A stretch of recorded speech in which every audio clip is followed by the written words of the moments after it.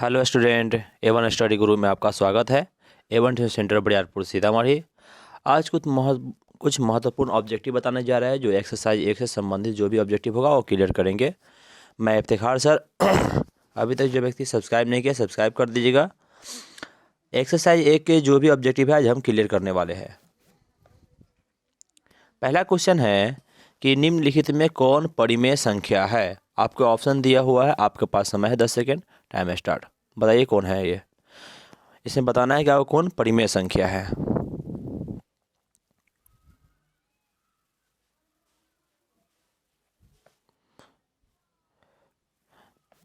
कौन परिमेय संख्या है। देखिए √3 है, रूट के अंदर इसका वर्गमूल नहीं निकलेगा, परिमेय संख्या नहीं होगा। √6 है, इसका वर्गमूल नहीं निकलेगा, परिमेय अपरिमेय संख्या है। √3 अपरिमेय हुआ, √6 अपरिमेय हुआ। √12 का भी पूरा पूरा वर्गमूल नहीं निकलता है तो अपरिमेय है, तो √9 का वर्गमूल निकल जाएगा। इसीलिए मेरा क्या होगा कि √9 क्या है, मेरा परिमेय संख्या। कौन संख्या है? परिमेय संख्या। यानी √9 का पूरा पूरा वर्गमूल निकल जाए, इसलिए क्या है, ये परिमेय संख्या है। क्लियर यहाँ तक है। चलिए अगला क्वेश्चन देखते हैं क्या है। दूसरा क्वेश्चन है कि यूक्लिड विभाजन एल्गोरिथम दो धनात्मक पूर्णांकों के निम्न में किसे परिकलित करने का तकनीक है। यानी यूक्लिड विभाजन से किसे हम ज्ञात कर सकते हैं, ये आपको बताना है। ऑप्शन 4 गो है, लॉसव, मौसव, भागफल, शेषफल।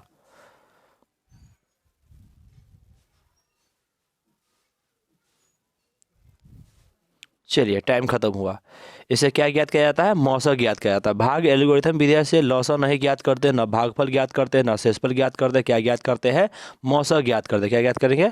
मौसव ज्ञात करेंगे। क्लियर यहाँ तक है। चलिए आगे देखते हैं अगला क्वेश्चन।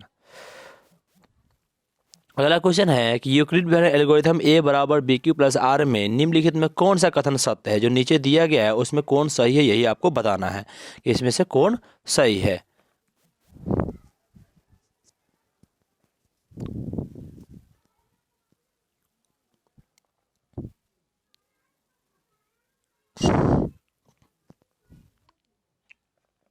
चलिए टाइम खत्म हुआ। आपका आंसर जो होगा वो रहेगा 0 से बड़ा या बराबर R से बड़ा B। ध्यान रखिएगा 0 से बड़ा या बराबर R और R से बड़ा B होगा। इसका आंसर कौन होगा? 0 से बड़ा या बराबर R और R से बड़ा B। हमेशा रिलेशन पूछा जाता है 0 R और B में। ध्यान रखिएगा 0 जो होता है R से बड़ा या बराबर होता है और R से बड़ा कौन होता है? B होता है। इसलिए कौन हो जाएगा? ऑप्शन नंबर D हो जाएगा। मेरा आंसर कौन हो गया? Option number D। चलिए आगे देखते हैं क्वेश्चन। चौथा नंबर क्वेश्चन है कि यूक्लिड विभाजन एल्गोरिथम a बराबर BQ प्लस R में निम्नलिखित में कौन सत्य है। आपको बताना है कि निम्नलिखित में कौन सही है।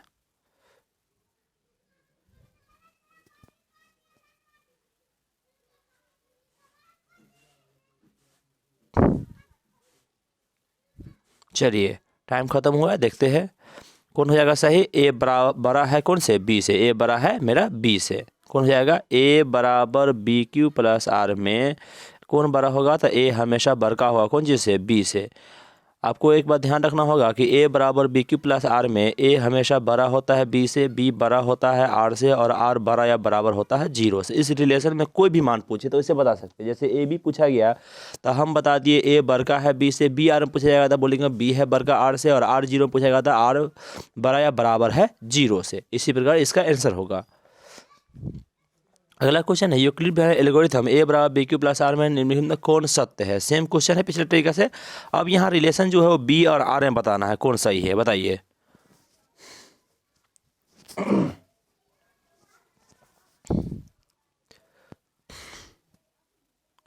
चलिए टाइम खत्म हुआ। B और R में कौन बड़का होगा? तो B हमेशा क्या होगा? बड़का होगा। अभी ना बताया है a बराबर BQ प्लस R में क्या होता है कि a बड़का होता है B से, या B बड़का होगा R से, R बड़का या बराबर होगा 0 से। इसका मतलब B और R में पूछा गया था कौन बड़का होगा? B बड़का होगा। कौन बड़का होगा? B बड़का होगा। क्लियर है। चलिए छठा नंबर क्वेश्चन है यूक्लिड विभाजन एल्गोरिथम a बराबर BQ प्लस R में निम्नलिखित में कौन सा सत्य है। अब यहाँ देख रहे हैं कि R और 0 में रिलेशन है। आप बताइए कौन होगा इसका आंसर।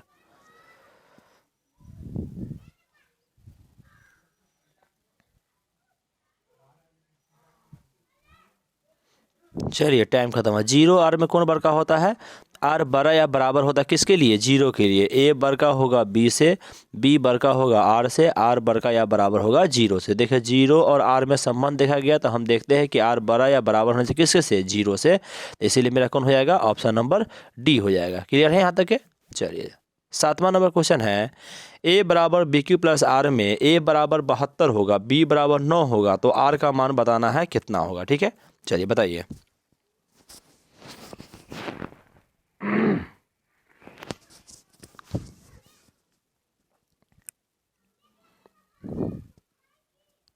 चलिए टाइम खत्म हुआ।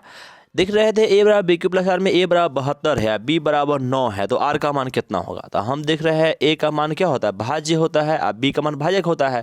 तो क्या करेंगे, बी का मान भाजक हुआ था, हम क्या जानते हैं कि भाजक से यानी 9 से हम भाज्य में भाग देते हैं, 72 में भाग देंगे तो 9 से क्या, 9 8 72 हो जाएगा।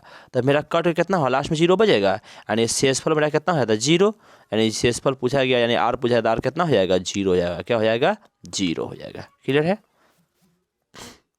8वां नंबर सवाल है कि यदि p कोई धनात्मक पूर्णांक हो, क्या हो, p कोई धनात्मक पूर्णांक हो तो विषम संख्या का रूप होता है। p कोई धनात्मक पूर्णांक होता है तो विषम संख्या किस रूप में होता है, ये आपको बताना है।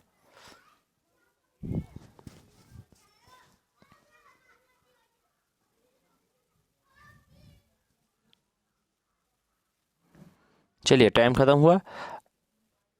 क्या हो जाएगा, 2p प्लस 1। p कोई धनात्मक पूर्णांक होगा तो प्राकृत का रूप p होता है, सम का रूप होता है 2p हो जाएगा, और विषम का रूप हो जाएगा 2p प्लस 1 हो जाएगा। क्या हो जाएगा, 2p प्लस 1 हो जाएगा। याद रखिएगा प्राकृत के लिए p रहेगा, क्योंकि धनात्मक पूर्णांक और p एक प्राकृत एक ही होता है। सम के लिए होगा तो हमेशा 2 से गुना कर देंगे, विषम पूछेगा तो 2 से गुना करके 1 जोड़ देंगे।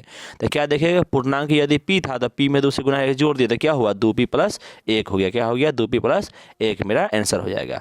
चलिए आगे देखते हैं। 9वां नंबर लिखा हुआ है, यदि m कोई धनात्मक पूर्णांक हो तो सम संख्या का रूप होगा। अभी ने बताया सम संख्या के बारे में कि सम संख्या किस रूप में आता है, बताइए।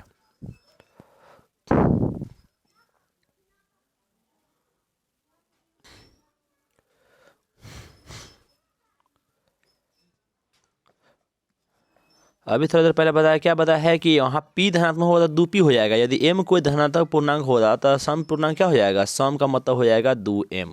क्या हो जाएगा, 2m हो जाएगा। यदि कोई पूर्णांक p होगा तो सम के लिए 2p हो जाएगा, कोई पूर्णांक m होगा तो सम के लिए क्या हो जाएगा, 2m हो जाएगा। कौन हो जाएगा, 2m हो जाएगा। क्लियर है तक है। चलिए आगे बढ़ते हैं। 10वां है, 2 लगातार विषम संख्या का मौसा कितना होता है, ये आपको बताना है।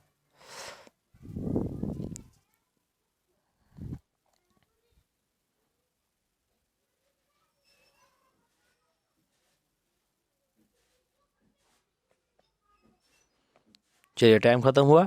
मौसा कितना होगा, 2 लगातार सम संख्या का पूछे तो सिर्फ 2 मारिएगा, बाकी कोई भी रहे, चाहे प्राकृत रहे, चाहे विषम रहे, चाहे अभाज्य रहे, कोई संख्या रहे ना, तो उसका मौसा कितना हो जाएगा, हमेशा 1 हो। याद रखिएगा कि सम रहेगा तो 2, बाकी कुछ भी रहे तो कितना मारेंगे, मौसा हम 1। अब इसको लॉजिक में देखते हैं। 2 लगातार विषम संख्या, कोई लगातार लीजिए, 2 4 2 हम 3 लिए, यानी 2,3 हम लिए, 2 हम लिए विषम संख्या ना, सॉरी, तो हम 3 और 5 लेते, कोई कॉमन है इसमें, नहीं कॉमन है। 5 और हम 7 लेते, कोई कॉमन है इसमें, नहीं है। 7 और 9 लेते, कोई कॉमन है इसमें, नहीं है। तो इसका मौसा कितना होगा, हमेशा 1 आएगा।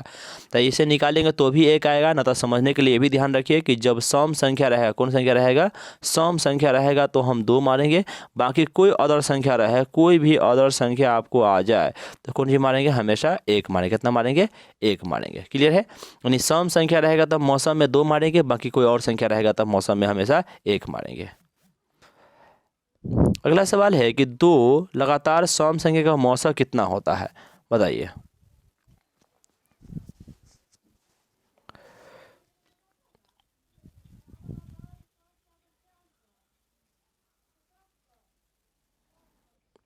दो लगातार सम संख्या का मौसा भी थोड़ा पहले बताया है कि बोले हैं कि 2 लगातार सम संख्या का मौसा क्या होगा, हमेशा 2 होगा। 2 लगातार सम संख्या रहेगा तो हमेशा 2 मारिएगा, सम संख्या रहेगा तो 2, बाकी कोई संख्या रहे, विषम रहे, चाहे अभाज्य रहे, या कोई संख्या रहे, अदर संख्या रहे, तो उसका मौसा कितना हो जाएगा, 1 होगा। तो हमसे क्या पूछा गया है, सम संख्या का मौसा, और सम संख्या का मौसा कितना हो जाएगा, मेरा 2 हो जाएगा। क्लियर है यहाँ तक है। चलिए 12वां क्वेश्चन, निम्नलिखित में कौन अभाज्य संख्या है। निम्नलिखित में बताना है कि अभाज्य संख्या मेरा कौन है, ये आपको जवाब देना है।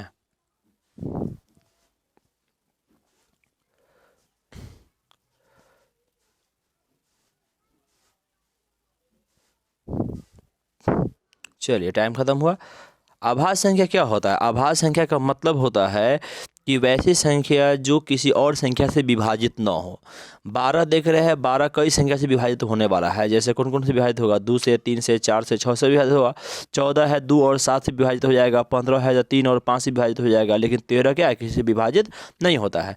जब विभाजित नहीं हुआ तो क्या होगा? मेरा आभाज्य संख्या हो गया। ऐसे आभाज्य संख्या याद रखिएगा। सबसे छोटी आभाज्य संख्या 2, फिर 3, फिर जाकर 5 होता है, फिर जाकर 7 होगा, 9 नहीं होगा, 11 होगा, 13 होगा, 17 होगा। ये सब आभाज्य संख्या है। 23 होता है, एक 19 भी होता है, एक 29 भी होगा। ये सब क्या है? आभाज्य संख्या, जो आपको याद रखने की जरूरत है। 2 है, 3 है, 5 है, 7 है, 11 है, 13 है, 17 है, 19 है, 23 है, 29 है। कम से कम 30 तक याद रखिए, जिसमें ये 13 के बारे में पूछा गया। 13 मेरा क्या है? आभाज्य संख्या। कौन संख्या है?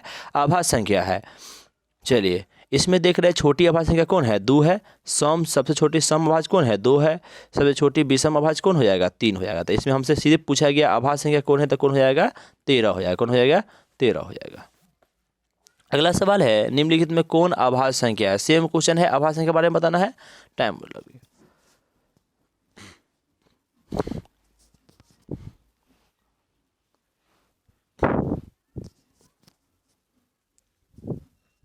चलिए टाइम खत्म हुआ। इसमें से आभाज्य संख्या चुनने के लिए गए तो हम देखें कि 42 का गुणनखंड होता है, यानी 42 2 से भी कटता है, 7 से, 3 से, 21 से, सबसे कटेगा, इसलिए नहीं होगा। 39 भी है जो 3 और 13 से करता है। 28 है जो 2, 4, 7 से करता है। 14 से भी करता है, इसलिए क्या हुआ? ये सब भाज्य संख्या नहीं कटने वाला है। लेकिन 47 क्या है? कोई संख्या से नहीं कटने वाला है। 47 नहीं कटने वाला है, इसलिए मेरा क्या हो जाएगा?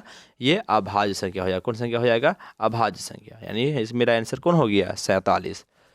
अगला है, सबसे छोटी अभाज्य संख्या कौन है? बताइए।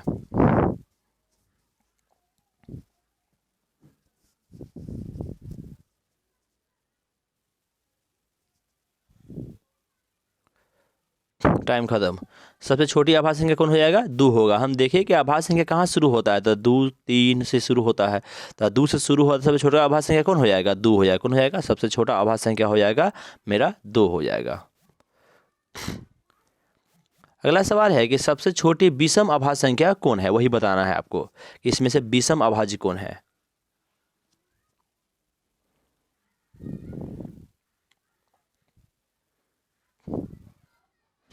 विषम अभाज्य कौन हो जाएगा? विषम अभाज्य मेरा हो जाएगा 3, यानी सबसे छोटी विषम अभाज्य कौन हो जाएगा? 3।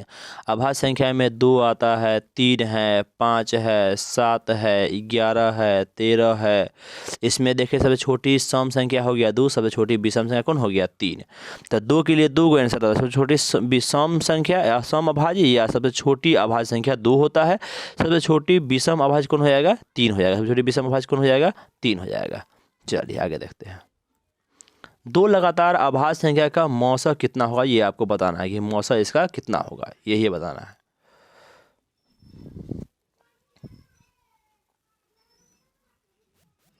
चलिए टाइम खत्म।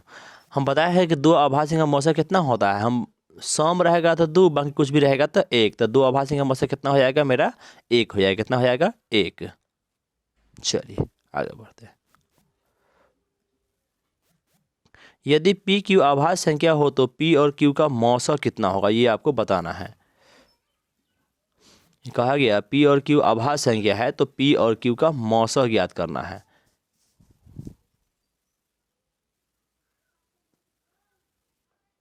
मौसा का मतलब होता क्या है? मौसा का मतलब होता है कि सबसे बड़ा कॉमन, जब P और Q मेरा अभाज्य संख्या होगा तो दोनों में गुणनखंड होगा नहीं।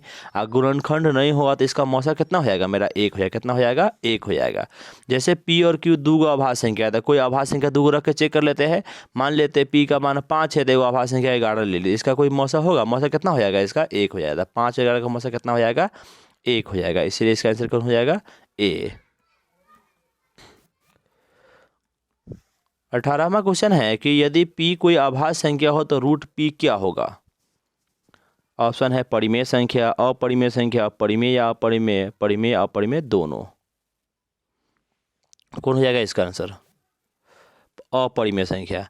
कहा है कि जब रूट P के बारे में कहा अभाज्य संख्या, अभाज्य संख्या का मतलब से गुणनखंड टूटेगा नहीं। जब गुणनखंड नहीं टूटेगा तो अंदर से वर्गमूल निकलेगा नहीं, और जब निकलेगा नहीं तो क्या होगा? परिमेय होगा कि अपरिमेय? तो क्या हो जाएगा? अपरिमेय संख्या हो जाएगा। कौन हो जाएगा?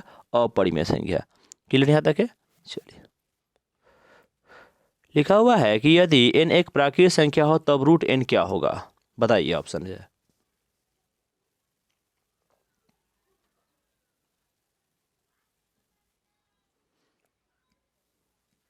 देखिए कि यदि रूट n एक प्राकृत संख्या है, क्या है, एक प्राकृत संख्या, प्राकृत संख्या में कोई संख्या ले सकते हैं, तब रूट n क्या होगा।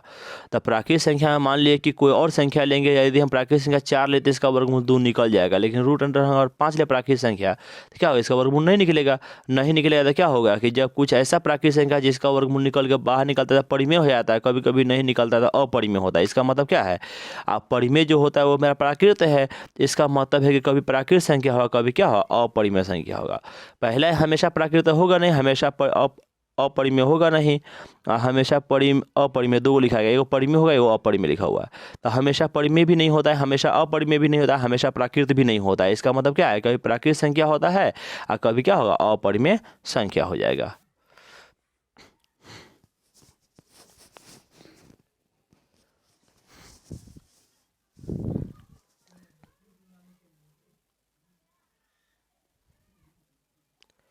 पूछा गया हमसे सबसे छोटी भाज्य संख्या कौन है, ना पूछा गया है सबसे छोटी भाज्य संख्या। भाज्य संख्या कौन होता है, जो विभाजित हो, तो एक ना भाज्य है ना अभाज्य है, दो छोटका अभाज्य है, इसका मतलब सबसे छोटी भाज्य संख्या कौन हो जाएगा, 4 हो जाएगा। कौन हो जाएगा, 4 हो जाएगा। निम्नलिखित में कौन परिमेय संख्या है, हमको बताना है कौन परिमेय संख्या है, नीचे दिए गए में।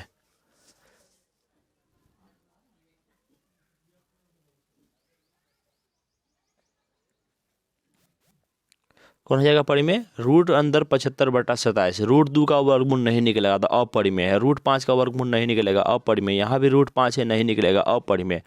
अब रूट अंडर है 75/27, यहाँ 3 से कटेगा 25 मरतबा, 3 से कटेगा ही 9 मरतबा, 25 का वर्गमूल हो जाएगा 5, इसका हो जाएगा 3, तो हो गया मेरा 5/3। 5/3 हो गया तो क्या हो गया, ये वाला परिमेय संख्या हो गया। अगला क्वेश्चन है निम्नलिखित में कौन अपरिमेय संख्या है, अपरिमेय संख्या के बारे में बताना है कौन है।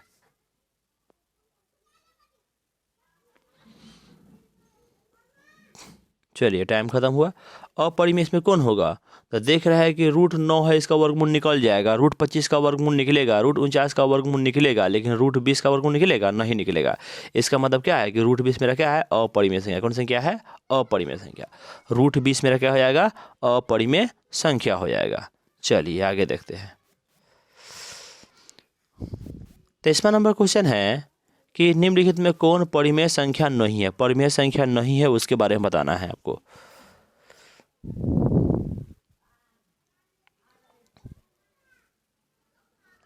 अब बताइए इसमें कौन परिमेय संख्या नहीं है, तो देख रहा है कि सब का वर्गमूल निकलेगा, रूट 27 का वर्गमूल निकलता है नहीं ना, 9 का वर्गमूल 3 होता है, 144 का 12 होता है, 729 का 27 वर्गमूल निकलता है, लेकिन 27 का वर्गमूल नहीं निकलता है, 27 का घनमूल निकलता है। कह रहा है कि 3 गुने 3 गुने 3 होता है 27 में, तो 2 में से एगो निकालेंगे तो एगो रूट 3 बच जाएगा अंदर में ना, एगो बच गया था, परिमेय हुआ क्या, अपरिमेय। अपरिमेय इसका मतलब क्या है कि बोला परिमेय नहीं है, तो कौन हो जाएगा 27, रूट 27 मेरा क्या हो जाएगा, परिमेय नहीं है।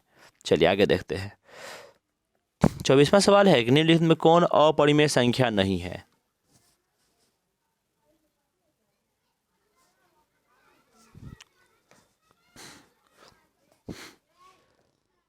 चलिए टाइम खत्म हो गया। देख रहे हैं यहाँ पे कौन अपरिमेय नहीं है, तो रूट 81। कह रहा है शुरू से देख रहे हैं 2 रूट 2 है, 2 रूट 2 मेरा अपरिमेय है, ये है जो रूट 2 है ना, तो अपरिमेय हमसे पूछा या अपरिमेय नहीं होना चाहिए, तो रूट 2 का वर्गमूल नहीं निकलेगा मतलब अपरिमेय है, ये भी अपरिमेय नहीं निकलेगा, इसका भी वर्गमूल नहीं निकलेगा क्योंकि इसका वर्गमूल 2 रूट 2 हो जाता है, तो ये अपरिमेय है, लेकिन इसका वर्गमूल निकल जाएगा तो क्या होगा, ये अपरिमेय नहीं है, मतलब कौन हो जाएगा, रूट 81 मेरा क्या हो जाएगा, अपरिमेय नहीं है।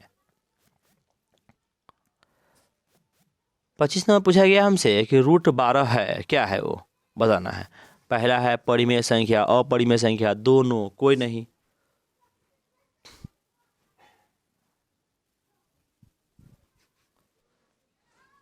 चलिए इसमें देख रहा है कि रूट 12 का वर्गमूल निकलेगा नहीं निकलेगा। रूट 12 को जब तोड़ते तो क्या होता है कि 2 गुने 3, देख रहे हैं 2 को 2 बाहर निकल जाएगा तो एगो 2 है, अंदर में क्या बचेगा, रूट 3 बच जाएगा। तो 2 रूट 3 जब निकला है तो 2 रूट 3 क्या होगा, परिमेय होगा अपरिमेय, तो हम देखें क्या हो रहा है, अपरिमेय संख्या है। कौन संख्या है, अपरिमेय संख्या है। क्लियर है। चलिए अगला क्वेश्चन देखते हैं। 26 नंबर में है 2 + √3 क्या है? परिमेय संख्या, अपरिमेय संख्या, दोनों, कोई नहीं।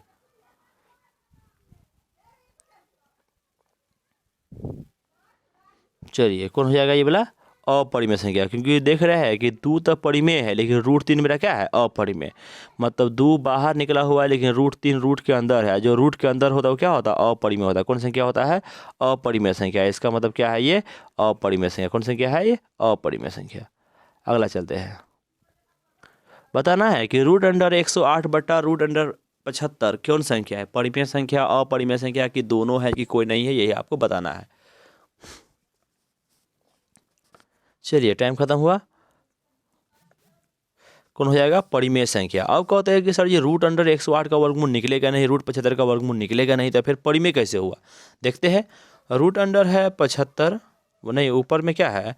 √अंडर है 108, ये ना है, और नीचे √अंडर क्या है? 75 है। देखते हैं कि दोनों में वर्गमूल तो दोनों में कर सकते हैं। 108 बट्टा हो गया ये 75, 3 से कटाई 36 मरतबा, 3 से कटाई 25 मरतबा, तो मेरा क्या हो गया? √36 बट्टा क्या हो गया? 25। 36 का वर्गमूल कितना हो जाएगा? 6 हो जाएगा। इसका वर्गमूल हो जाएगा 5। और 6/5 जब बाहर निकल गया तो परिमेय हुआ कि अपरिमेय? तो क्या हो गया? ये परिमेय संख्या हो गया। कौन संख्या हो गया? परिमेय संख्या। चलिए आगे देखते हैं। क्वेश्चन है कि 12/7 संख्या है, परिमेय है, अपरिमेय है, पूर्णांक है, कोई नहीं है।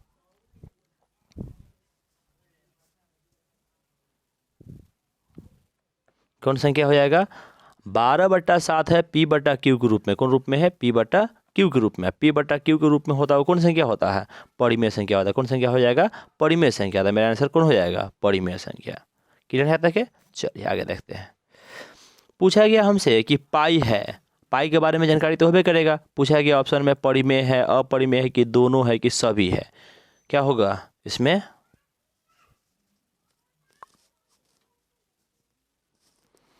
पाई क्या हो जाएगा? अपरिमेय संख्या। कौन संख्या? अपरिमेय संख्या। पाई मेरा क्या होता है? अपरिमेय संख्या होता है। ठीक है, चलिए आगे देते हैं।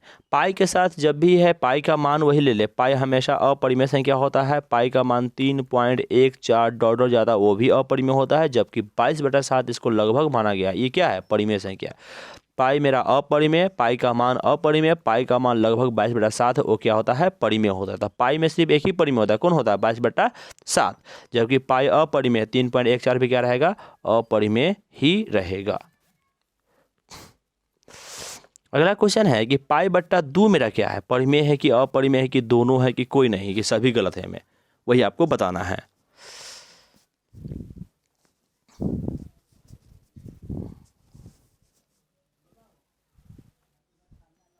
पाई/2 क्या होगा? अपरिमेय। अपरिमेय का मतलब क्या होता है समझ लीजिए। परिमेय और अपरिमेय जैसे ही होगा मिलेगा तो मेरा अपरिमेय बन जाएगा। चाहे परिमेय अपरिमेय के जोड़ के रूप में रहेगा तो यो अपरिमेय, परिमेय अपरिमेय घटाव के रूप में तो यो अपरिमेय। पाई में से अगर हम गुना कर देंगे 2 पाई तो यो अपरिमेय। पाई/2 कर दे तो भी क्या होगा? अपरिमेय। तो पाई मेरा अपरिमेय उसके साथ जोड़ दे, पाई अपरिमेय के साथ घटा दे, पाई मेरा अपरिमेय के साथ गुना कर दे, पाई मेरा अपरिमेय के साथ भाग कर दे, सब क्या होगा? अपरिमेय। इसका मतलब पाई/2 क्या है? परिमेय क्या? अपरिमेय। तो मेरा क्या हो जाएगा? अपरिमेय हो जाएगा। अब सेम क्वेश्चन पूछा गया पाई+2। ये पाई+2 क्या है? एक नंबर में परिमेय है, अपरिमेय है, दोनों है, कोई नहीं, ये नहीं लिखा हुआ है। अब इसमें बताना है कि परिमेय है कि अपरिमेय, कि दोनों है, कोई नहीं, ये बताना है आपको। तो क्या हो जाएगा? ये अपरिमेय हो जाएगा, क्योंकि बताया है अभी थोड़ा पहले कि पाई के साथ जोड़ देंगे तो भी अपरिमेय, घटा देंगे तो भी क्या हो जाएगा? अपरिमेय, गुना कर देंगे तो भी अपरिमेय, भाग कर देंगे तो भी क्या हो जाएगा? ये अपरिमेय हो जाएगा। क्या हो जाएगा? ये अपरिमेय हो जाएगा। इसलिए पाई+2 क्या हो जाएगा? अपरिमेय। अब क्वेश्चन आया कि पाई-5/2, 5/4 है, ये क्या है? परिमेय कि अपरिमेय? तो ऑप्शन के हिसाब से देख रहे हैं कि ऑप्शन है परिमेय संख्या, अपरिमेय संख्या, दोनों, कोई नहीं। अब बताइए कौन हो जाएगा? कौन हो जाएगा? ये अपरिमेय।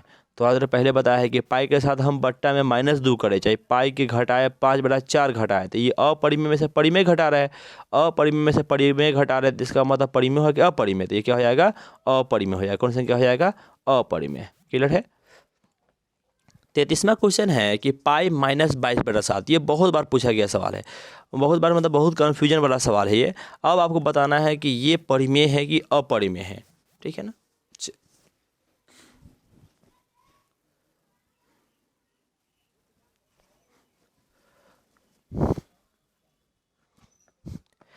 पाई माइनस 22/7 क्या होगा, परिमेय हो गया अपरिमेय। देखिए हो जाएगा, ये भी हो जाएगा अपरिमेय संख्या। पाई मेरा क्या है, अपरिमेय। अब 22/7 कौन चीज़ है, परिमेय है। तब पाई में से 22/7 घटेगा तो पूरा क्या हो जाएगा, अपरिमेय। क्या हो जाएगा, अपरिमेय संख्या हो जाएगा। कई व्यक्ति कन्फ्यूजन ये बात रहता है कि सर पाई का मान हम अगर 22/7 रख दे तो उसमें से अगर 22/7 घटाएंगे तो ये तो जीरो बन जाएगा। जीरो को परिमेय माना गया है तो परिमेय होना चाहिए, लेकिन गलत हो जाता है। क्या है कि हम पाई को अपरिमेय माने हुए हैं, अपरिमेय में से कोई भी संख्या घटाएंगे तो मेरा क्या हो जाएगा, अपरिमेय ही रहेगा। कौन हो जाएगा, अपरिमेय संख्या हो जाएगा। क्लियर यहाँ तक है। चलिए आगे देखते हैं। 34 नंबर क्वेश्चन मेरा क्या कह रहा है कि अपरिमेय संख्या निम्नलिखित में कौन अपरिमेय संख्या नहीं है। यानी नीचे दिया गया उसमें अपरिमेय नहीं होना चाहिए, परिमेय होना चाहिए। कौन चीज होना चाहिए, परिमेय।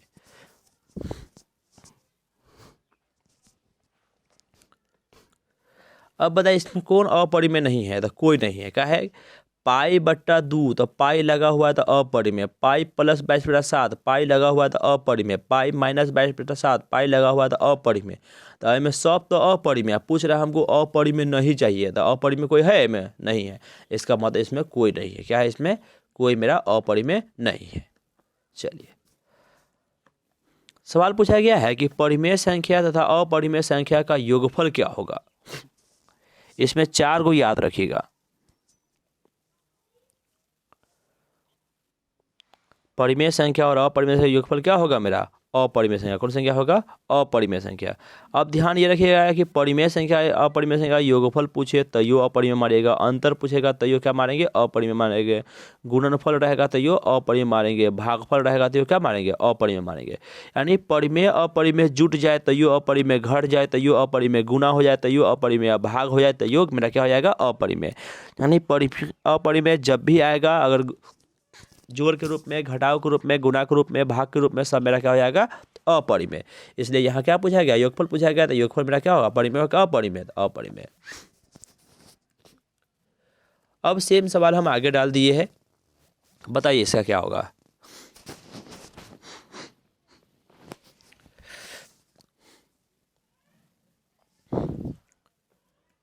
सेम सवाल है, क्या कहा गया, परिमेय संख्या और अपरिमेय संख्या का अंतर क्या होगा। तो हम बताए हैं ना कि योग रहेगा तो यो अपरिमेय, अंतर है तो भी क्या होगा, अपरिमेय। क्या हो जाएगा, ये अपरिमेय हो जाएगा। क्लियर यहाँ तक है। अगला सवाल है,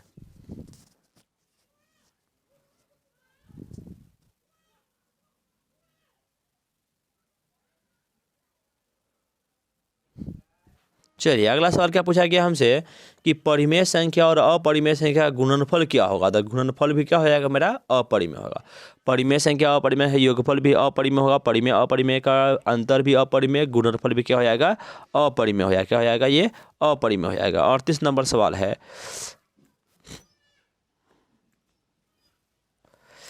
कहा गया परिमेय और अपरिमेय संख्या का भागफल क्या होगा। सेम कंडीशन,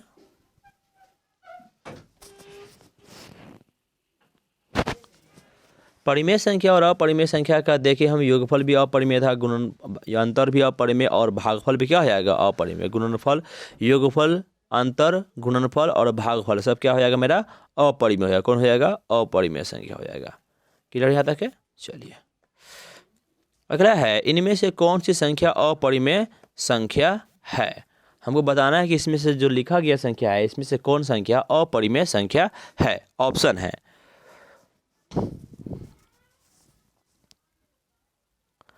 अब हमको बताइए कि निम्नलिखित में कौन अपरिमेय है। तो कोई नहीं अपरिमेय, कहला सब परिमेय है।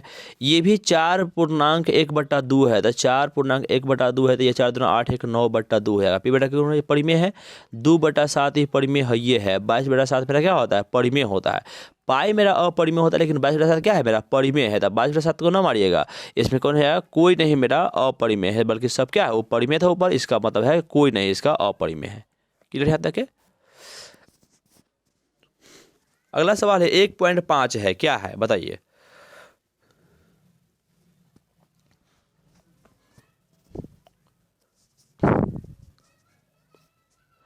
1.5 क्या है मेरा, तो क्या हो जाएगा, ये परिमेय संख्या है। क्या लगी, पॉइंट के बाद पूरा पूरा खत्म हो गया, पॉइंट के बाद जब पूरा पूरा खत्म हो जाता है इसका मतलब कौन संख्या होता है, परिमेय संख्या। कौन संख्या हो जाएगा, परिमेय संख्या है। जैसे 1.5 लिखा होता है, पॉइंट उड़ाएंगे तो बट्टा में 10 आएगा, 5 से कटेगा 3 मरता, 5 से कटेगा 2 मरता, तो मेरा मान कितना आ जाएगा, 3/2। 3/2 परिमेय क्या, परिमेय था, परिमेय संख्या। इसका मतलब कौन आंसर हो जाएगा मेरा, परिमेय संख्या हो जाएगा। अब है पॉइंट और पॉइंट वाला डॉट डॉट वाला। देखिए इसमें बताइए कौन चीज़ है। पूछा गया 1.33333 रिपीट हो रहा है और करा इन्फिनिटी तक जाएगा, तो वो क्या होगा, परिमेय होगा कि अपरिमेय होगा कि दोनों होगा कि कोई नहीं होगा। ये क्या हो जाएगा, मेरा परिमेय संख्या हो जाएगा। 1.3333 जो दिया हुआ है, इन्फिनिटी दिया हुआ है, इसका मतलब है कि 1.3 पर रेखनिंग होगा। और रेखनिंग वाला सवाल को हम निकालते हैं तो बट्टा में करते, कैसे करते हैं, तो पॉइंट और रेखनिंग हटाते हैं तो हो जाता है 13। जिस पर रेखनिंग नहीं था उसको घटाते हैं, बट्टा में जहाँ पर रेखनिंग रहता है उसके बदला हम 9 रखते हैं। तो 13 में से 1 गया तो हो जाता है 12/9 हो गया। इसका मतलब ये 4, ये हो जाएगा 3। तो ये मेरा मान आया था 4/3। इसका मतलब ये क्या है, परिमेय संख्या है। उतना याद नहीं रख के हम सिर्फ इतना याद रख सकते हैं कि 1.3333 जो डॉट डॉट लिखा हुआ है इसका मतलब है 1.3 पर रेखनिंग। रेखनिंग वाले सवाल को हम क्या करते हैं, P/Q के रूप में लाते हैं। आप P/Q के रूप में लाते हैं, इसलिए मेरा क्या हो जाएगा, ये परिमेय संख्या हो जाएगा। कौन संख्या हो जाएगा, परिमेय संख्या। P/Q के रूप में नहीं ला पाते, इसका मतलब हो जाता है अपरिमेय, लेकिन P/Q के रूप में लाते हैं इसलिए मेरा क्या हो जाएगा, ये परिमेय संख्या हो जाएगा। चलिए अगला सवाल देखिए। वो लिखा हुआ है 4.235 डॉट डॉट लगा हुआ है। ये बताना परिमेय है अपरिमेय की, परिमेय अपरिमेय दोनों है, कोई नहीं है, कौन हो जाएगा। यहाँ पे क्या देख रहे हैं कि दोनों रिपीट हो रहा है। क्या हो रहा है, रिपीट हो रहा है। 4 पॉइंट लिखा हुआ है 2 3 5 2 3 5 2 3 5। इसका मतलब क्या है कि 4.235 इस पर रेखनिंग रहेगा। रेखनिंग के बारे में अभी बताया है कि रेखनिंग का मतलब है कि रेखनिंग हटाते हैं बट्टा में 9 लाते हैं ना, तो 3 को 9 आएगा, -4 घट जाता है। तो इस तरह से लाने पर क्या होता है कि हम देख रहे हैं कि इसको बट्टा में ला सकते हैं। क्या कर सकते हैं, बट्टा में ला सकते हैं। अब बट्टा में लाते हैं, रेखनिंग वाला जो भी होगा बट्टा में लाते हैं तो क्या हो जाएगा, परिमेय संख्या। तो पॉइंट बनाने में कुछ याद रखिएगा कि जो संख्या रिपीट होता हो या रेखनिंग रहेगा वो क्या होगा, परिमेय संख्या। कौन संख्या होगा, परिमेय संख्या। चलिए अगला क्वेश्चन है 3.20 2 00 2 000 2 4 डॉट डॉट इन्फिनिटी है, कौन संख्या है।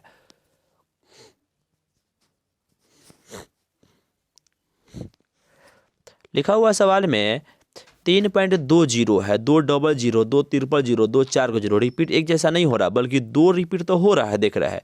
लेकिन उसके बाद 1 0 था, फिर 00 है, फिर 000 4 5 इस तरह से देख रहा है, तो रिपीट तो नहीं हो रहा है ना। रिपीट नहीं हो रहा है मतलब एक जैसा संख्या रिपीट नहीं, 20 है, 200 है, 2000, 20,000 इस प्रकार से आगे बढ़ता रहेगा।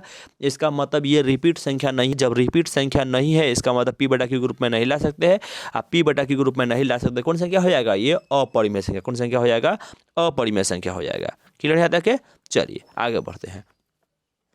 43 नंबर सवाल है कि निम्नलिखित में कौन अपरिमेय संख्या है। अपरिमेय संख्या के बारे में जानते हैं जिसको P/Q ग्रुप में नहीं ला सकते। अब बताइए इसमें कौन P/Q ग्रुप में नहीं ला सकते हैं। टाइम खत्म हुआ। देखिए पहला नंबर सवाल के मुताबिक है कि हम देख रहे हैं कि पहला नंबर सवाल 8.625 है ना, है 8.625 है, इसको बट्टा में ला सकते हैं। 8.625 है, पॉइंट उड़ाएंगे तो बट्टा में 3 को 0 दे देंगे, 1000 तो हो जाएगा, ये परिमेय संख्या हो जाएगा। 4 पॉइंट दूसरा है 2 3 है, 2 3 है तो रेखनिंग हो जाएगा, रेखनिंग वाला को बट्टा में ला सकते हैं, इसका मतलब ये हो परिमेय है। लेकिन वही C नंबर देख रहे हैं 2.1010 है, एक पर फिर 00, एक पर 0 है, एक पर 4 0 है। इस पर हमारा क्या है, एक तो रिपीट तो हो रहा है, लेकिन 0 देख रहे हैं, 1 होता है, फिर 2 गो, फिर 3 गो, फिर 4 गो, एक जैसा रिपीट नहीं हो रहा है। एक जैसा रिपीट नहीं हो रहा है मतलब क्या है कि इसको हम बट्टा में नहीं ला सकते, बट्टा में नहीं ला सकते, मैं क्या हो जाएगा, अपरिमेय। हमसे पूछा गया कि कौन अपरिमेय, तो कौन हो जाएगा, ऑप्शन नंबर C हो जाएगा। कौन हो जाएगा, ऑप्शन नंबर C। 45 नंबर सवाल में है कि दो परिमेय संख्या के बीच कितनी परिमेय संख्या होती है। ये सवाल कई बार पूछा गया सवाल है।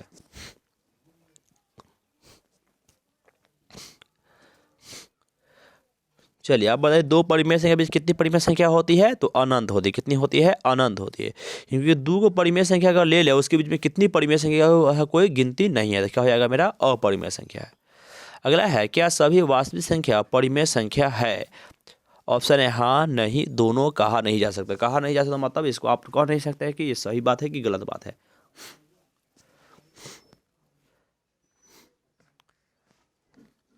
क्या हो जाएगा इसका। अब देख रहे हैं कि क्या सभी वास्तविक संख्या में होता क्या है। तो अगर हम कहीं पर 2 लिख दे, √2 लिख दे, तो दोनों वास्तविक है और दोनों परिमेय है नहीं है। कहला ये अगले का भी परिमेय है लेकिन ये तो अपरिमेय है। इसका मतलब क्या है कि सभी एगो परिमेय है लेकिन ये परिमेय नहीं है। जब वास्तविक संख्या लिखे तो एगो 2 लिए एगो √2 लिए, तो वास्तविक दोनों हो गया। और हमसे पूछ रहा है कि सभी वास्तविक संख्या, सभी मतलब जो लिखे दोनों, ये दोनों क्या एक परिमेय संख्या है। तो देख रहे दोनों तो परिमेय नहीं है। इसका मतलब क्या है कि सभी वास्तविक नहीं होता है, कुछ वास्तविक होता है, कुछ नहीं होता है। इसका मतलब जब हमसे पूछे कि क्या सभी वास्तविक परिमेय संख्या है, तो क्या हो जाएगा, सभी वास्तविक परिमेय संख्या नहीं होगा। क्या होगा, नहीं होगा। अगला सवाल देखिए।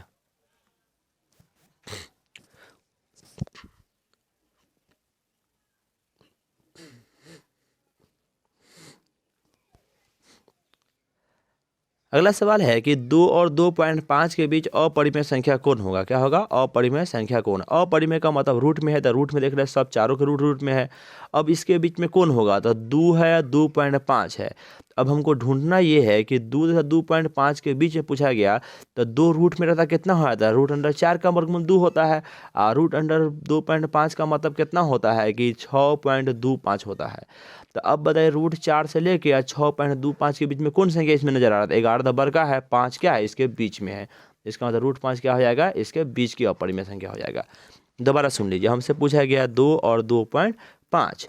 अब 2 और 2.5 के बीच में जब लेना है, तो 2 के बीच में लेना है, तो 2 को ले जाएंगे रूट में, तो रूट में ले गया तो 4 हो गया। और 2.5 को ले गया रूट में, तो क्या होगा, 6.25 हो गया। अब देखिए कि इस दोनों के बीच में कौन संख्या है, तो √अंडर कौन हो जाएगा, 5 हो जाएगा। कौन हो जाएगा, √5 में रखा जाएगा, इस दोनों के बीच में होता है। अगला है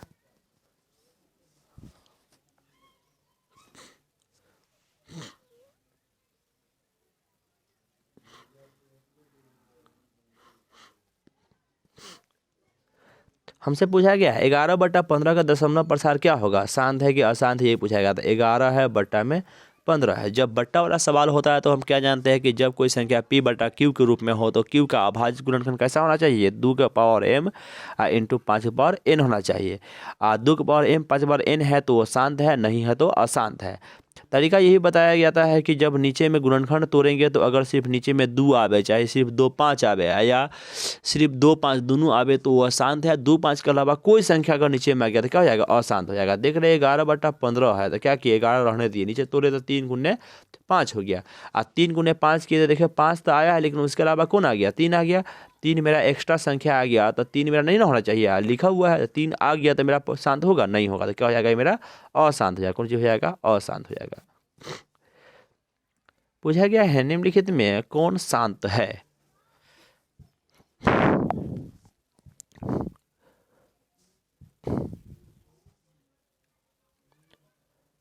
अब बताइए नीचे दिए गए में कौन शांत है। तो देख रहे हैं कि शांत कौन है, कोई नहीं शांत है, क्योंकि शांत का मतलब होता है कि जो पॉइंट के बाद पूरा खत्म हो जाए। देख रहे हैं पॉइंट के बाद खत्म नहीं हुआ, डॉट आगे चल रहा है, ये पॉइंट के बाद खत्म नहीं हुआ, डॉट आगे चल रहा है, ये पॉइंट के बाद खत्म नहीं हुआ, डॉट आगे चल रहा है। जब डॉट आगे चल रहा है इसका मतलब ये शांत होगा, नहीं होगा, क्या हो जाएगा, ये अशांत होगा।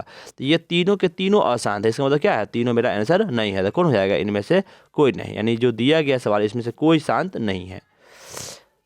50 नंबर में है कि परिमेय संख्या 73/2⁴ 5/3 का दशमलव प्रसार के कितने स्थानों के बाद शांत हो जाएगा।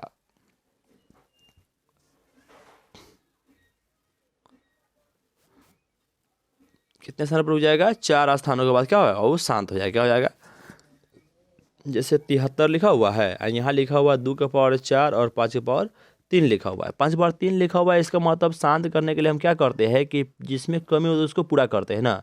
5/3 है तो क्या करते हैं, 5 को ऊपर और 5 को नीचे गुना करते हैं। क्या 4 लाने के लिए, अब 4 लाने के लिए 5 से ऊपर और 5 से नीचे गुना करेंगे, तो ऊपर गुना करके लिख देंगे, नीचे 5 बार क्या हो जाएगा, 5/3 है, 5/1 है तो 5/4 हो जाएगा। और जैसे ही नीचे में 2⁴ है, ये पहले से 5/4 हो जाएगा। इसका मतलब क्या है कि 5 × 10⁴ हो, 10⁴ का मतलब क्या हुआ, 1 2 3 4, और 4 को 0 से भाग देंगे तो क्या हुआ, 4 अंक पीछे आ जाएगा। इसका मतलब क्या है कि कितने दशमलव स्थान पर हो जाएगा, तो 4 दशमलव स्थान पर। इसको याद रखने के लिए याद रखिएगा, परिमेय संख्या अगर कोई ऐसा बड़ा संख्या हो ना, दशमलव प्रसार के पूछे कितने स्थानों के बाद शांत हो जाएगा, तो देखिएगा सबसे बड़ा पावर कौन है। तो मैं देखे 4 और 3 है, पावर में 2 का पावर 4 है, इसका पावर कितना है 3 है, तब बड़का 4 है कि बड़का 3 है, तो 4 है, तो मेरा 4 आंसर हो जाएगा। 4 का मतलब है कि हमको बड़का का बराबर लाना होता है, तो बड़का का बराबर 4 के बराबर लाएंगे, इसलिए मेरा आंसर कौन हो जाएगा 4 हो जाएगा, ऑप्शन नंबर ए। 51 नंबर पूछा गया सवाल।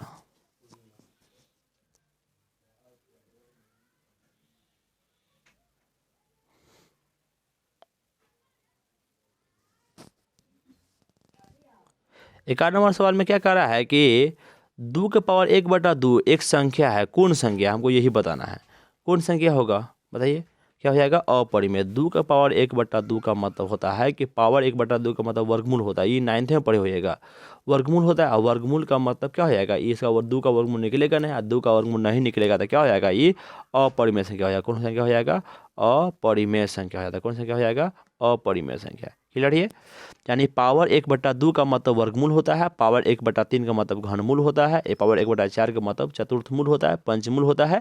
इसी प्रकार पावर 1/2 है तो वर्गमूल होता है, कौन हो जाएगा वर्गमूल, और वर्गमूल का मतलब 2 का वर्गमूल, और 2 का वर्गमूल निकलेगा नहीं तो क्या हो जाएगा मेरा अपरिमेय संख्या हो जाएगा। 52 नंबर सवाल में है लिखा हुआ निम्नलिखित में किसका दशमलव प्रसार शांत नहीं है, यानी कौन अशांत है।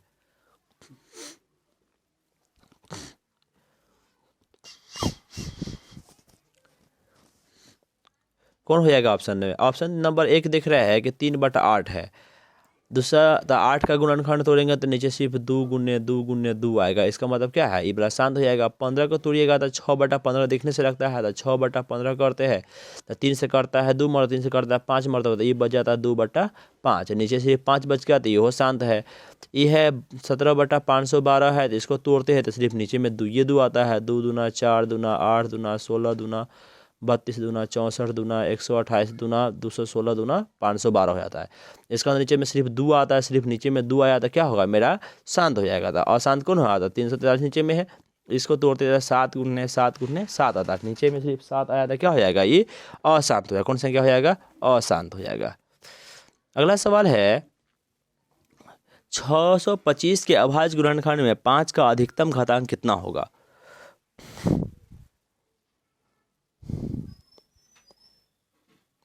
कितना हो जाएगा, तो देखिए हम 625 को तोड़ के चेक किए तो क्या हुआ घातांक 4 आया। जैसे 625 को तोड़िए, 625 को काटेंगे 5 से पहले, तो 5 से कितना हो जाएगा 125, फिर 5 से काटेंगे तो कितना हो जाएगा 25, फिर 5 से काटे तो कितना आ गया 5, तो क्या 5 हुआ 1 2 3 4, तो इसको लिख सकते हैं 5 के पावर 4, तो घात कितना हो गया 4 ना हो गया, इसका मतलब 5 का अधिकतम घातांक कितना हो जाएगा 4 हो जाएगा। 54 नंबर में है 96 के अभाज्य गुणनखंड में घातों का योग कितना होगा, यानी जो भी घात आने वाला सब का योग बताना है कितना होगा।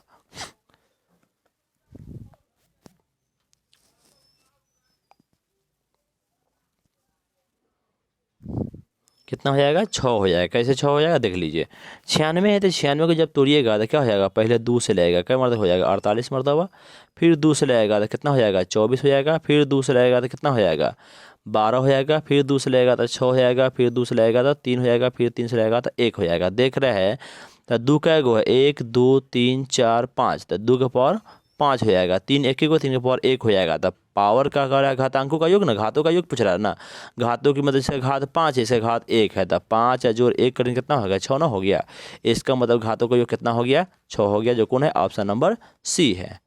चलिए आगे देखते हैं। पूछा गया सबसे छोटी अभाज्य संख्या और सबसे छोटी भाज्य संख्या का गुणनफल क्या होगा। 55 नंबर में है कि सबसे छोटी भाज्य संख्या तथा सबसे छोटी अभाज्य संख्या का गुणनफल क्या होगा। कितना होगा, तो हो जाएगा 8। सबसे छोटी भाज्य संख्या अभाज्य संख्या ये ना पूछा गया, पहले सबसे छोटी अभाज्य है, अभाज्य के मतलब सबसे छोटा अभाज्य कौन है 2, और सबसे छोटी भाज्य संख्या कौन होता है तो 4 होता है, 4 दूना कितना हो जाएगा 8 हो जाएगा, तो इसका गुणनफल कितना हो जाएगा 8 हो जाएगा, ऑप्शन नंबर सी। ये सवाल से पूछा गया सवाल बोर्ड में है। अब हमसे पूछा गया है कि 3825 के अभाज्य गुणनखंड में 3 का अधिकतम घातांक कितना होगा। अब 3 उसमें आने वाला था, 3 का वो 3 आएगा, वही हमसे पूछा गया सवाल है। अब बता 3 का अधिकतम घातांक कितना हो जाता था, मात्र 2 गो होता है। तोड़ के देखिए 3825 है, ठीक है ना, पहले 3 से हम भाग दिए, जैसे हम 3 से भाग दिए 3 1 3 3 दूना 6 बचेगा 22 3 7 21 बचेगा 15 3 5 15, फिर 3 से भाग दिए 3 चौका 12, 3 दूना 6, 3 पचे 15। अब 3 से नहीं लग रहा है, 4 2 5 है, ये 3 से नहीं लगेगा, अब डायरेक्ट ही 5 से लगेगा। था 5 कटे 40, अब 25 है तो यहाँ 5 अब 25 हो जाएगा। फिर 5 से कटेगा क्या मरतबा, 17 मरतबा। इसका मतलब है कि 3 गुने आएगा 5 गुने 5 गुने 5 आ गया, वह 17 आ गया। तो क्या देखिए, 3 के पावर 2 है, 5 के पावर क्या है 2 है, और 17 आया। तो हमसे पूछा गया 3 का घातांक कितना होगा। 3 का घातांक कितना है, तो पावर 2 है। इसका मतलब आंसर कितना हो जाएगा मेरा 2 हो जाएगा, जो ऑप्शन नंबर कितना है ए है। कितना है, ए है। क्लियर है तक? चलिए 57 नंबर क्या कर रहा है।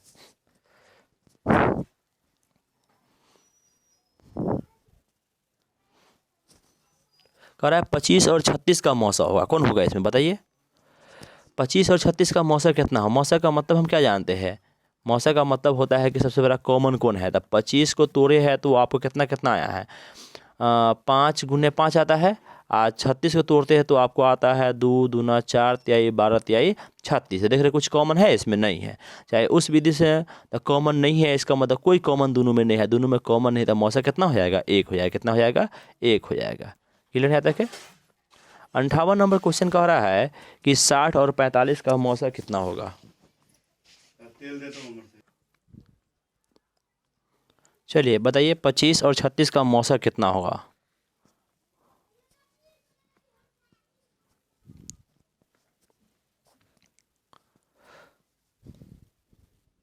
25 और 36 का मौसा कितना हो जाएगा, तो 1 हो जाएगा। क्या है कि 25 और 36 में कोई कॉमन चीज़ नहीं है। जब कॉमन नहीं है तो इसका मौसा कितना हो जाएगा, 1 हो जाएगा। कितना हो जाएगा, 1 हो जाएगा। क्लियर है, आगे बढ़ते हैं। 60 नंबर में है 60 और 45 का मौसा मेरा कितना होगा, ये ना पूछा गया है। शायद हम 57 2 बार बता दिए। अच्छा कोई दिक्कत नहीं।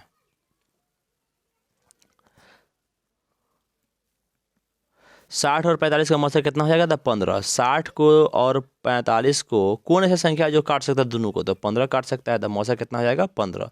या ऐसे निकाल लीजिए कि 60 में हम 45 से भाग दिए तो 45 से कटा 1 मरतबा, तो हो गया मेरा 45, बचा कितना 15।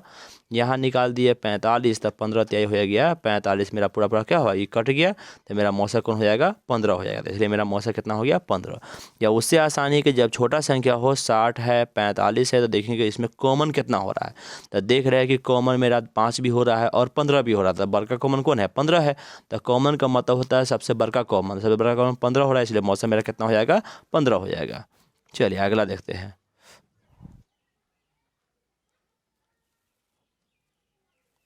हमसे पूछा गया सवाल है कि 27, 36 और 45 का मौसा कितना होगा। इसमें भी मौसा में हम क्या जानते हैं कि सबसे बड़ा कॉमन ढूंढेंगे। तो 27, 36 और 45 में सबसे बड़ा कॉमन कौन है, ढूंढिए तो कौन है। 27, 36 और 45 में सबसे बड़ा कॉमन कौन है, तो 9 है। देख रहे हैं कि जो 27 है, 36 है और 45 है, तीनों को काट सकता है कौन संख्या, 9 है। तीनों काट सकता है, तो 3 लेकिन छोटा संख्या उससे बड़ा कौन है, 9 है। 12 तीनों को नहीं काट सकता है और 18 भी तीनों को नहीं काट सकता है। इसका मतलब आंसर कौन हो जाएगा मेरा, 9 हो जाएगा। कौन हो जाएगा, 9। ये सवाल आपको किताब का सवाल है। कह रहा है 196 और 38 220 का मौसा कितना होगा, ये हमसे पूछा गया है। 60 नंबर 196 और 38 220 का मौसा। अब बताए दोनों में कौन संख्या है, तो देख रहे एगो 196 है, ठीक है ना। 38 220 का होता है 196 गुने 195, ये ना होता है। अब बताइए दोनों में कॉमन कौन है, 196 इसमें भी 196 इसमें भी है। इसका मतलब कौन हो जाएगा मौसा मेरा, जो कॉमन होता है वही होता है। इसका मतलब कौन हो जाएगा, 196। कई व्यक्ति सोचते हैं कि 38 220 जो है, 38 220 जो संख्या है इसको है ना 196 से जब भाग देते हैं तो 195 मतलब कट गया, इसलिए मेरा मौसा कौन हो जाएगा 195, जो गलत हो जाता है। कौन हो जाएगा 196, क्योंकि 106 इसमें कॉमन कौन संख्या 196 है। इसका मतलब मौसा मेरा कौन हो जाएगा 196 हो जाएगा। चलिए आगे बढ़ते हैं। 61 नंबर सवाल है कि ए तथा बी दो अभाज्य संख्या हो तो ए और बी का मौसा कितना होगा। ये सवाल हम पीछे भी पूछ चुके हैं इसमें, और ये दोबारा आया है। सवाल मेरा क्या है कि ए और बी दो अभाज्य संख्या होता है, मौसा कितना हो। अभाज्य संख्या मौसा कितना होता है, एक होता है। और वही अभाज्य संख्या का बदला ए और बी रख दिया है, तो ए और बी मेरा क्या है, अभाज्य संख्या है। ए बी अभाज्य संख्या, तो इसका मौसा कितना हो जाएगा, एक हो जाएगा। हमेशा अभाज्य संख्या मौसा जो होता है वो कितना होता है, एक होता है। कितना होता है, एक होता है। तो अभाज्य संख्या आपको ए बी रहे चाहे कोई संख्या रहे, उसका मौसा मेरा कितना हो जाएगा, एक हो जाएगा। और वही अभाज्य संख्या लौसा अगर निकालना हो तो लौसा हमेशा क्या होता है, उसका गुणनफल होता है। अगला सवाल है, सेम क्वेश्चन सवाल है,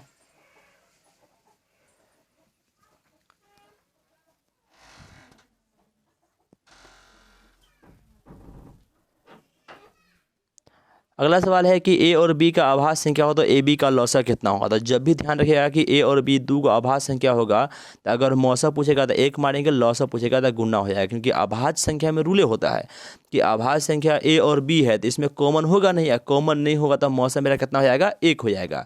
और दोनों में कॉमन जब नहीं होगा तो लौसा निकालने जाएगा तो क्या हो जाएगा, दोनों का गुना हो जाएगा, तो क्या हो जाएगा मेरा ए बी।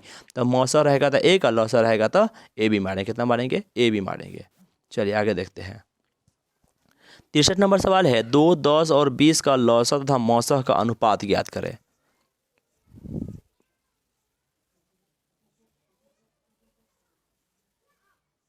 पूछा गया सवाल हमसे कि 2, 10 और 20 के लौसा और मौसा। अब क्या करना है, 2 है, 10 है, 20 है, इसका लौसा जब निकालने गए तो लौसा देख रहे हैं कि इस कितना निकल गया है, 2 है, 10 है और 20 है। इसका लौसा निकाले, 2 से कटा 1, ये हुआ 5, ये हुआ 10, ये 5 से काटे तो ये 1, ये हो गया 2, 2 5 10 दूना 20 हो जाता है। तो लौसा मेरा 20 होता है, मौसा इसका 2 होता है, निकाल के चेक कीजिएगा। तब 20:2 हो जाएगा। 2 से कटेगा ये 10 मरतबा, 2 से कटेगा ये 1 मरतबा, तो कितना हो गया, 10:1। तो मेरा आंसर कौन हो जाएगा, 10:1 हो जाएगा। अगला सवाल सेम सवाल है, कह रहा है कि 2, 6, 8, 22 के लौसा और मौसा का अनुपात क्या होगा।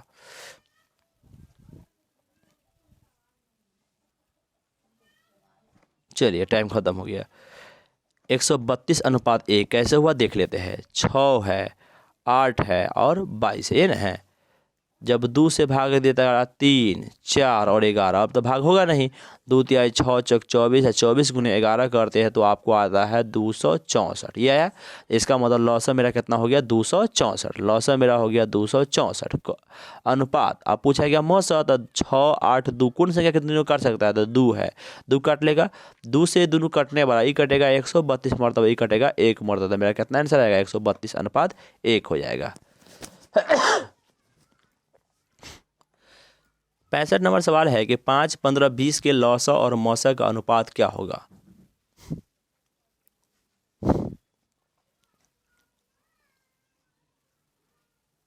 5, 15 और 20 के लौसा और मौसा का अनुपात हमसे पूछा गया था, कौन हो जाएगा, इसका हो जाएगा 12:1। चेक कीजिए, 5 है, 15 है, 20 है, इसका जब हम लौसा निकालने गए था 5, 15 और 20, पहले 5 से कटा 1 मरतबा, 3 मरतबा, 4 मरतबा कटने वाला है, 5 3 15 चौका 60, तो लौसा हो गया मेरा 60। मौसा पूछा गया था 5, 15, 20 को तीनों कौन संख्या काट सकता था, 5 काट सकता है, इसका मतलब 60:5 हुआ। 5 से कटा 12 मरतबा, 5 से कटा 1 मरतबा, आंसर मेरा क्या हो जाएगा, 12:1 हो जाएगा।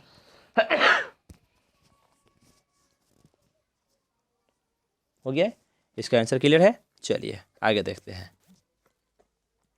66 नंबर सवाल है मेरा, किसी धनात्मक पूर्णांक ए और बी के लिए HCF of A B, LCM क्या है, एचसीएफ ऑफ ए बी या गुणे एलसीएम ऑफ ए बी निम्न में किसके बराबर है, A plus B, A minus B, A B, A बट्टा बी।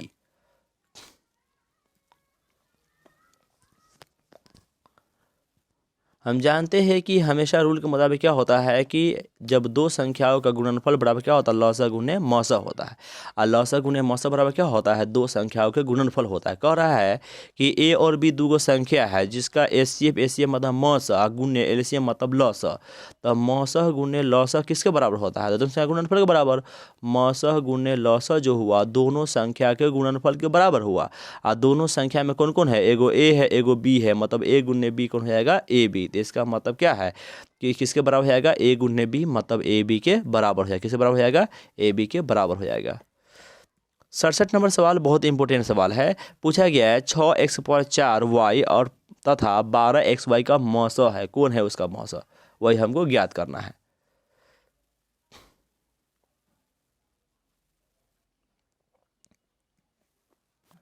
हमसे पूछा गया है, सवाल के मुताबिक पूछा गया है कि 6x⁴y 12xy का मौसा कौन हो जाएगा।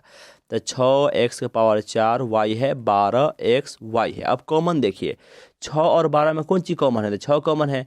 यहाँ x⁴ है, यहाँ x एगो है, तो एगो x भी कॉमन होगा। दोनों में y है तो एगो y भी कॉमन होगा। कौन कॉमन हो जाएगा, 6xy। हम कॉमन ढूंढे, कैसे कॉमन ढूंढे हैं, 6 है 12 है तो कॉमन संख्या 6 हो जाएगा। x 4 गो है, x एगो है तो एगो x कॉमन हो जाएगा।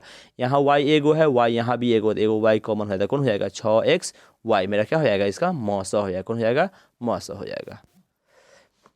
68 नंबर सवाल भी इंपॉर्टेंट सवाल है। पूछा गया है हमको कि 65 तथा 117 का मौसा 65m-117 हो तो m का मान क्या होगा। यानी 65m-117 हो तो m का मान हमें ज्ञात करना है कि उसका मौसा आखिर में इस रूप में कैसे आएगा।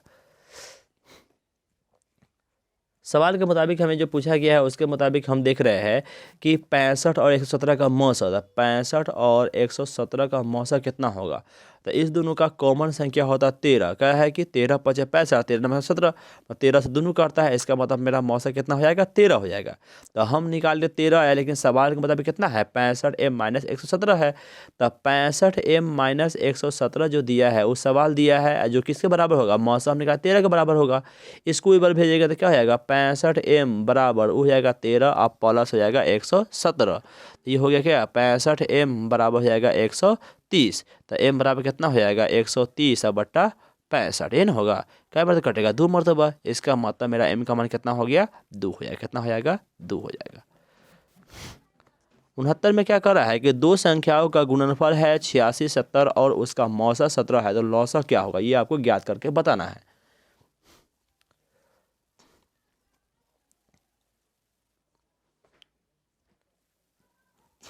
दो संख्या का गुणनफल 86, 17 है। दो संख्या का गुणनफल 86, 17 है, तो इसका पूछा गया कि मौसा 17 है।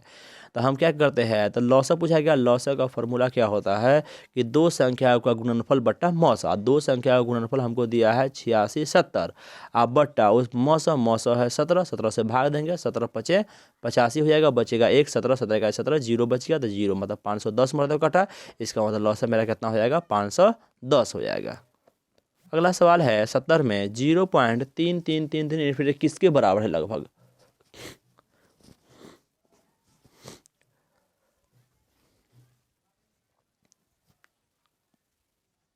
चलिए टाइम खत्म हो गया।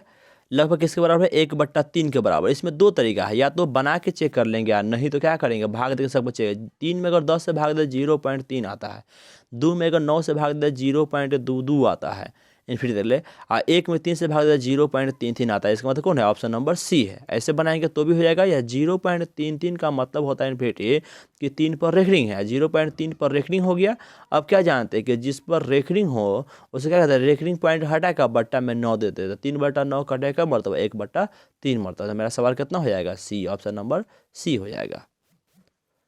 71 नंबर है कि दो संख्या a और 18 का लौसा 36 है, मौसा 2 है, तो a का मान क्या होगा।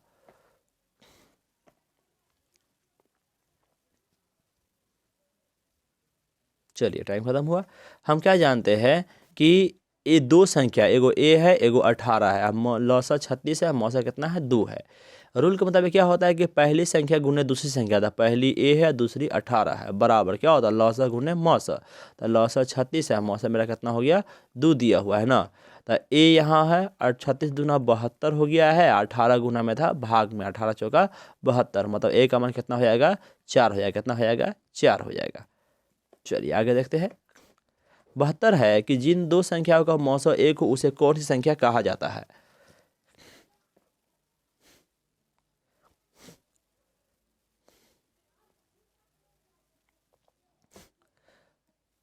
देखिए, जिन दो संख्या का मौसा 1 होता है कौन संख्या कहा जाता है। ऑप्शन नंबर 1 में अभाज्य संख्या, अभाज्य है, विषम संख्या कोई नहीं। तो हम जानते क्या है कि अभाज्य संख्या का मौसा भी 1 होता है, विषम संख्या का मौसा भी 1 होता है, और अभाज्य को नया है। तो ध्यान ये रखना है कि अगर हमसे पूछे कि निम्नलिखित में किसका मौसा 1 है, तो वहाँ हम अभाज्य संख्या, विषम संख्या भी मार सकते हैं। लेकिन एक रूल बन गया कि चाहे अभाज्य संख्या हो, चाहे विषम संख्या हो, चाहे कोई संख्या हो, अगर उसका मौसा 1 आ गया तो उस दोनों संख्या को क्या कौन संख्या कहा जाएगा, सअभाज्य संख्या कहा जाएगा। क्या कहा जाएगा? सअभाज्य। मतलब सअभाज्य संख्या हमको मौसर का धारा बोला गया कि जिन दो संख्या का मौसर 1 के बराबर आ गया ना, उन दोनों संख्या को हम क्या कह सकते हैं? सअभाज्य संख्या कहते हैं। चाहे दूगो अभाज्य संख्या मौसर 1 आवे, चाहे दूगो विषम संख्या मौसर 1 आवे, चाहे दूगो प्राकृत संख्या मौसर 1 आवे, चाहे कोई अन्य संख्या का भी मौसर अगर 1 आ रहा है, तो जैसे ही मौसर दोनों संख्या 1 आ गया तो दोनों संख्या क्या बोलेंगे? संयुक्त रूप से उसको नाम दिया गया कौन संख्या? सअभाज्य संख्या। कौन संख्या दिया गया? सअभाज्य संख्या। इसका आंसर क्या हो जाएगा? सअभाज्य संख्या हो जाएगा। 73 में क्या कर रहा है कि दो सअभाज्य संख्याओं का मौसर कितना होता है। अब हम सवाल समझे हैं कि जिसका मौसर एक सअभाज्य संख्या होता है, सअभाज्य का मौसर कितना हो जाएगा? 1 हो जाएगा। इसीलिए उल्टा हमसे पूछा गया है, तो सअभाज्य का मौसर कितना हो जाएगा? मेरा 1 हो जाएगा। ठीक है, हो जाएगा 1 ना। चलिए ये बड़ा हो जाएगा। अगला सवाल है 74 में, और हमसे पूछा क्या गया है कि ए और बी सअभाज्य संख्या हो। कौन संख्या हो? सअभाज्य संख्या था। मौसर और ए बी का ज्ञात करें।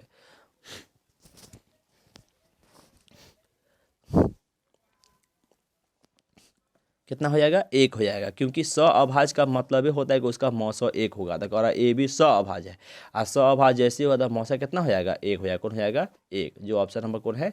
बी है। 75 में पूछा गया है कि निम्नलिखित में कौन सा युग्म सअभाज्य है। सअभाज्य का मतलब जिसका मौसर 1 हो। निम्नलिखित में कौन सा युग्म है जिसका मौसर कितना हो? सिर्फ 1 होना चाहिए। कौन हो जाएगा? इसका हो जाएगा 13 और 25, और एक और हो जाएगा 9, 16, क्योंकि दोनों इसका मौसर, दोनों का मौसर कितना होता है? 1 होता है। 15, 20 में कॉमन कौन है? 5 है। 21, 84 में कॉमन कौन है? 21 है। ठीक है, इस दोनों में कोई कॉमन नहीं तो 1 है, इसका भी कोई कॉमन नहीं तो 1 है। जब दोनों का कॉमन 1 हो गया, इसका मतलब दोनों का मौसर 1 होगा। दोनों का मौसर हो गया, दोनों युग्म क्या है? ये एक सअभाज्य संख्या है। हमें ऑप्शन 1 डालना चाहिए, लेकिन ऑप्शन 2 को डाला गया, इसलिए इसका आंसर कौन हो जाएगा? दोनों हो जाएगा। 76 नंबर सवाल है और लास्ट सवाल है लगभग। ये सवाल कई बार रिपीट हुआ है।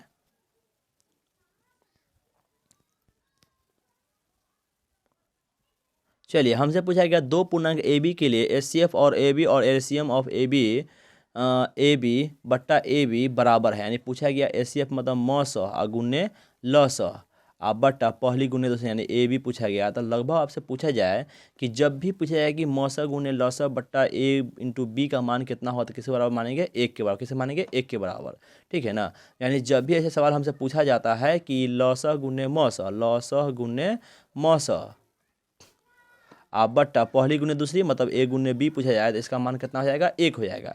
इसी को उल्टा कर पूछ सकता है कि ए गुने बी बट्टा हमसे पूछा जाएगा लौसह गुने कितना मौसह पूछा जाए, तो ऐसा भी संख्या रहेगा तो कौन हो जाएगा? इसका मान हो जाएगा 1।